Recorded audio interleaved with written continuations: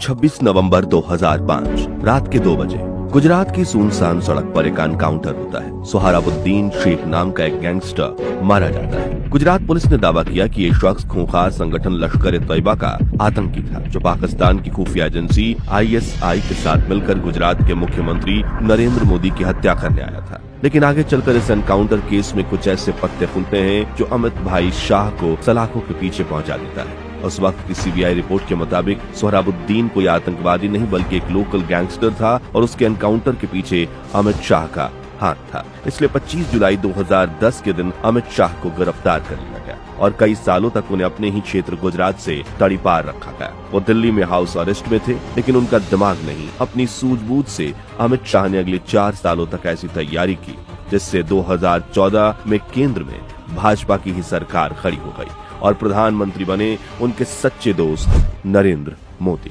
लेकिन आज से 15 साल पहले किसी ने नहीं सोचा था कि गुजरात की गलियों से निकला एक साधारण लड़का आने वाले वक्त में हिंदुस्तान की सियासत का सबसे ताकतवर पॉलिटिकल मास्टरमाइंड बनेगा। हालांकि अमित शाह की कहानी सीधी रेखा नहीं बल्कि एक भूल भुलैया है, जिसमें हर मोड़ पर सस्पेंस, आरोप, जेल की ठंडी रातें और सत्ता की गंध है। तो क्या अमित शाह ने ही करवाया था सोहराबुद्दीन शेख का फेक एनकाउंटर या फिर उन्हें फंसाया गया? और क्या वो वाकई में भारत की राजनीति के चाणक्य हैं? और कैसा था RSS से निकलकर केंद्र मंत्रालय तक पहुंचने का अमित शाह का सफर? जानेंगे इस हैरान कर देने वाली अनसुनी अनकही कहानी में। वीडियो की शुरुआत करते हैं सोहराबुद्दीन शेख के एनकाउंटर केस से। तो साल 2001 में नरेंद्र भाई मोदी जैसे ही गुजरात के मुख्यमंत्री बने तो अमित शाह उनके सबसे भरोसेमंद सिपाही बन गए, पहले MLA और फिर राज्य के गृह मंत्री। लेकिन इसी दशक में गुजरात में एक के बाद एक एनकाउंटर होने लगे। अखबारों के हेडलाइन उभरती, एनकाउंटर स्पेशलिस्ट अमित शाह। कुल 30 एनकाउंटर, लेकिन 4 ऐसे जिनकी खबर पूरे देश में फैल गई। सादिक जमाल 2003, इशरत जहां 2004, सोहराबुद्दीन शेख 2005 और तुलसी राम प्रजापति 2006। इनमें से सबसे विस्फोटक था 26 नवंबर 2005 का सोहराबुद्दीन एनकाउंटर, जिसने आगे चलकर भारतीय राजनीति की ही दिशा बदल दी। पुलिस ने दावा किया कि वो भागने की कोशिश कर रहा था, इसलिए गोली चलानी पड़ी। लेकिन जब CBI की जांच शुरू हुई तो पूरा देश हैरान रह गया। चार्जशीट के मुताबिक सोहराबुद्दीन को मुंबई से किडनैप किया गया था। उनकी रिपोर्ट में कहा गया कि इस पूरे ऑपरेशन के पीछे सीधे सीधे अमित शाह का हाथ था। आरोप था कि सोहराबुद्दीन कुछ ताकतवर नेताओं को ब्लैकमेल कर रहा था और उसके पास ऐसे सबूत थे जो राजनीतिक खेल पूरी तरह से पलट सकते थे। CBI ने कोर्ट को बताया कि इस ऑपरेशन के लिए 1 करोड़ रुपए का बजट तय किया गया था और शामिल पुलिस अधिकारियों को प्रमोशन तक मिला। और फिर आया 25 जुलाई 2010, वो दिन जब गुजरात के गृह मंत्री अमित शाह को गिरफ्तार किया गया। उधर नरेंद्र मोदी खुलकर सामने आए और कैमरे में देखते हुए बोले, अमित शाह निर्दोष है, ये राजनीतिक साजिश है। गुजरात में ये बयान आग की तरह फैल गया। इस गिरफ्तारी के बाद अमित शाह ने जमानत के लिए आवेदन किया तो CBI ने चिंता जताई कि वो अपनी राजनीतिक शक्ति का इस्तेमाल न्याय को रोकने के लिए करे। हालांकि गुजरात हाई कोर्ट ने उनकी गिरफ्तारी के 3 महीने बाद 29 अक्टूबर 2010 को उन्हें जमानत दे दी। लेकिन अगले दिन जब अदालतें बंद हो गयीं, जज आफ्ताब आलम ने उनका गुजरात में प्रवेश रोकने के लिए उनके निवास पर एक याचिका लगाई। इस तरह शाह को साल 2010 से 2012 तक उन्हीं के राज से निर्वासित कर दिया गया। वे दिल्ली में गुजरात भवन में रहने लगे। उन्होंने सुप्रीम कोर्ट का दरवाजा खटखटाया और सितंबर 2012 में सुप्रीम कोर्ट ने उन्हें जमानत देते हुए गुजरात लौटने की परमिशन दे दी,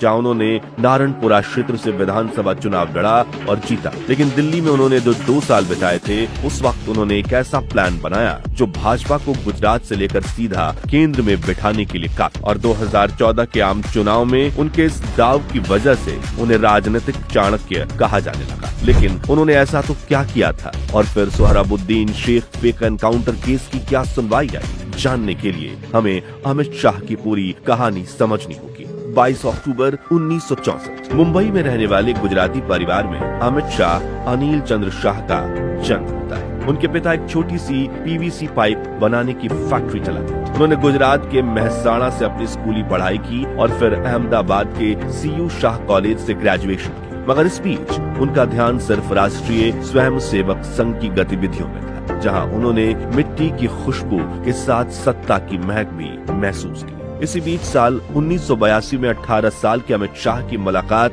32 साल के नरेंद्र मोदी से हुई, जो आरएसएस में उनके सीनियर थे। ये कोई आम मुलाकात नहीं, बल्कि ऐसी दोस्ती की शुरुआत थी जो भविष्य में दुनिया के सबसे बड़े लोकतंत्र की राजनीतिक दिशा बदलने वाली थी। फिर आया साल 1986, जब लाल कृष्ण आडवाणी भाजपा के राष्ट्रीय अध्यक्ष बने और आरएसएस ने अपने वर्कर्स को भाजपा में ज्वाइन करवाना शुरू किया। इन्हीं में से 2 सदस्य थे शाह और मोदी। उन दिनों शाह पारिवारिक बिजनेस में थे, लेकिन उनका दिल बीजेपी की गलियों में भटकता था। उन्होंने भारतीय जनता युवा मोर्चा से शुरुआत की, लोकल इलेक्शन में अपनी जड़ें जमाई और धीरे धीरे अहमदाबाद की राजनीति में नाम कमाने लगे। अमित भाजपा की हर छोटी से छोटी मीटिंग में मौजूद रहते, हर पोस्टर के पीछे उनका दिमाग होता। लेकिन उन्हें सबसे बड़ा मौका मिला साल 1991 में, जब उन्होंने गांधीनगर से चुनाव लड़ रहे लाल कृष्ण आडवाणी के कैंपेन की जिम्मेदारी संभाली। जिसके बाद साल 1995 में जब भाजपा ने गुजरात में सरकार बनाई और केशुभाई पटेल मुख्यमंत्री बने, उसमें भी मोदी और शाह ने अहम भूमिका निभाई थी। दरअसल 1995 से पहले राज्य पर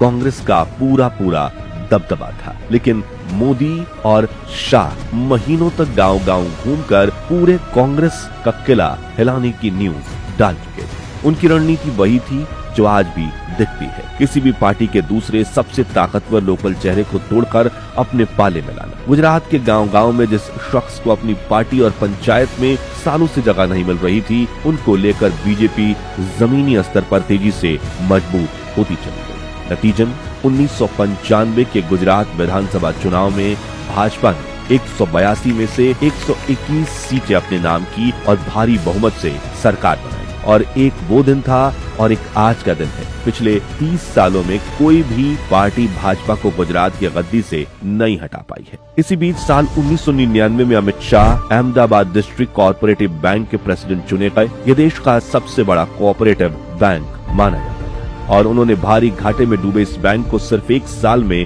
प्रॉफिटेबल बना दिया। 1995 से 2001 तक मोदी दिल्ली और संगठन की राजनीति में व्यस्त रहे, लेकिन गुजरात में शाह पूरी तरह ग्राउंड पकड़कर बैठे रहे। वो अकेले ही मोदी के लिए गुजरात में सकारात्मक माहौल तैयार करते रहे, जिसके चलते साल 2001 में नरेंद्र मोदी पहली बार गुजरात के मुख्यमंत्री बने। 2002 में मोदी जब धमाकेदार जीत के साथ फिर मुख्यमंत्री बने, तो शाह गुजरात कैबिनेट के सबसे कम उम्र के मंत्री बने, जिनके जी में 12 शक्तिशाली मंत्रालय थे। गृह, जेल, कानून, परिवहन, कृषि, मानव आदि कैबिनेट वही चला रहे, जिसके बाद उन्होंने कभी पीछे मुड़कर नहीं देखा। 2002 से 2010 तक उन्होंने गुजरात की राजनीति में अपनी पकड़ बना ली, लेकिन फिर 2010 में जब उन्हें पहले सोहराबुद्दीन शेख केस में गिरफ्तार किया गया और फिर तड़ी पार कर दिया गया, तो दिल्ली में रहते हुए वो चुपचाप दिल्ली की ही एक सरकारी गेस्ट हाउस की छोटी सी रूम में बैठकर घंटों मैप, वोटिंग पैटर्न और सोशल डेमोग्राफी डेटा पर नजर